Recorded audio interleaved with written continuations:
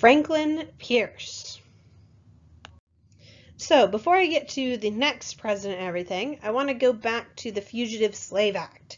So we've just ended with the Compromise of 1850 on the last video, and one of the components of that compromise was the Fugitive Slave Act.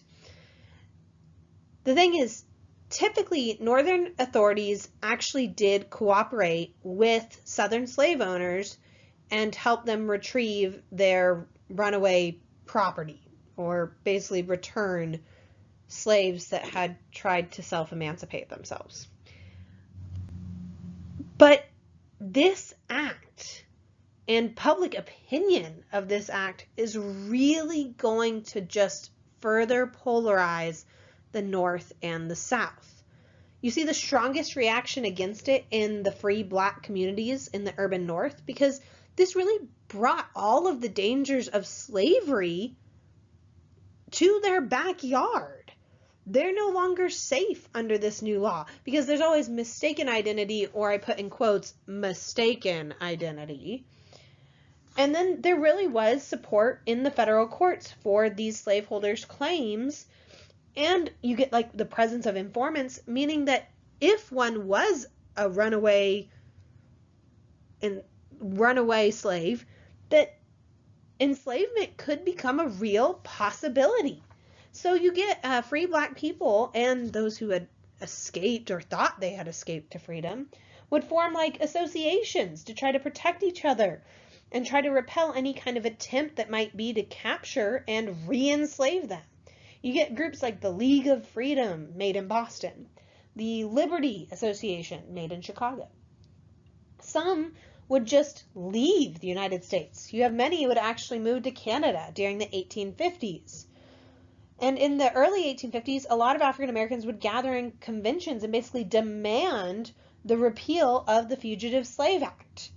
And so you're going to see this increase in Black resistance during the 1850s, and make no mistake, the South does notice this. A great example of seeing like someone being captured from the North and being forced into the South as a slave actually is the movie 12 Years a Slave. I would definitely recommend watching it. It's actually set in 1841, so it's set before the Fugitive Slave Act, but you can imagine that fear even more later. If you go to watch 12 Years a Slave, which is an excellent movie, I want you to know that actually when they made the movie, they made it even more violent to make it historically accurate, and initial viewings found that viewers were desensitized to the violence within the movie over time. And so they actually, the movie is less historically accurate because they took out some violence. So keep that in mind if you watch it. Excellent movie, but it is a hard watch, just letting you know. Now, as much as the Fugitive Slave Act caused sectional controversy, that's actually relatively modest compared to the firestorm that is ignited by Uncle Tom's Cabin. This was a novel written by abolitionist writer Harriet Beecher Stowe.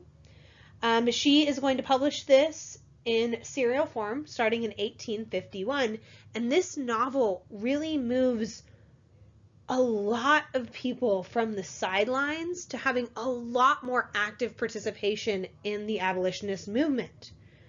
The thing is, Stowe really wanted to evoke feelings within her reader, and so she offered just real characters and a lot of important themes of slavery, such as the broken family, the denial of freedom, the Christian martyr, and these are very emotional themes. On top of that, she's going to have a widespread presence of mulattoes in the novel, testifying to the widespread interracial and extramarital sex, rape that was going on. And keep in mind, the North is going through that whole religious revival that's been tied into so many of these reform movements. And so a lot of Northerners see this as abhorrent and really destructive to family life. Also, she would focus on how like slavery really subverted Christianity.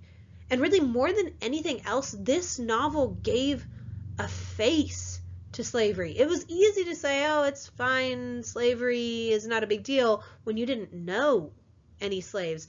But it's a lot harder when you're seeing a real person, a real character in this, but feels like a real person, and to say that all the same. And so this is going to really transform the abolitionist movement, because before it was seen as having like extreme rhetoric, but now many Northerners are going to view it with, respectability. Of course, for Southerners, the book was a damnable lie. It was a political tract disguised as literature.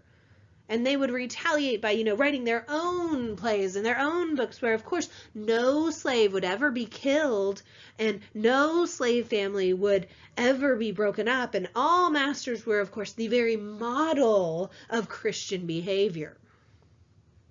And this really brought us up to the election of 1852. The Compromise of 1850 had divided Whigs deeply, and they're going to nominate Mexican war hero and Virginian Winfield Scott for president. But despite him being a Virginian, he did not own any slaves. And so Southern Whigs just did not view him as a friend to their region. Whereas the Democratic Party enters this presidential election much more united. Both those in the North and the South are going to announce their support for the Compromise of 1850, and they are going to nominate Franklin Pierce of New Hampshire, and the South actually viewed him as safe on the slavery issue. He also satisfied Northerners because he was very much a nationalist, and he was devoted to the idea of manifest destiny. We're going to see this in his track record. The other thing that helps him out is he did serve in the Mexican-American War, so it's always nice to have that veteran status, and it helped that he was good-looking, and he was charming, and this wins over doubters. The election results were predictable. Pierce ends up winning in a landslide victory. Whigs at this point were basically finished off as a national party, but Democrats are going to emerge a bit more frayed from this. As much as they came in acting like they were all in favor of the Compromise of 1850, we are going to recognize that there are some individuals in the Democratic Party that are going to have some issues with it. So, Franklin Pierce is the next president, and he really wanted to avoid the slavery issue. Instead, he really wanted to focus America on like their dream of an empire. You have to keep in mind, as much as there's a lot of tensions building during this time over the slavery issue, really there's a lot of optimism in the country at this time. You've got new technologies being put forward, the railroad, the telegraph, so much more. People are being brought together physically. There's a lot of opportunities that seem limitless. So there is this optimism, but problems are still going to arise.